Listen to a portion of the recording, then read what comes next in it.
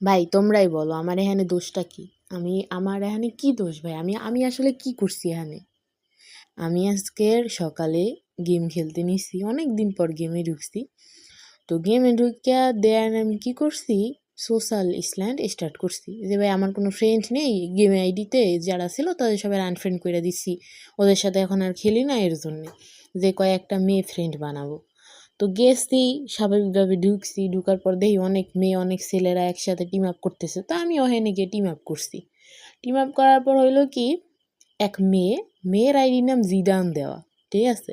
তো আমি ওরে মানে ওর বয়েস শুই না, আমি ওরে ফ্রেন্ড রিকোয়েস্ট পাঠাইছি, যে ওই বয়েস খুঁজতে মানে বয়েজে খুঁজতেছে যে কেউ কি আমার ডুও হবা, তো আমার তো ডুও নাই। আমি তাইলে বলছি যখন একটা মেয়ে ডুও হইতেছে আমিও তার ডুওটা হইয়া যাই যদি সে আমার ডুও বানায়।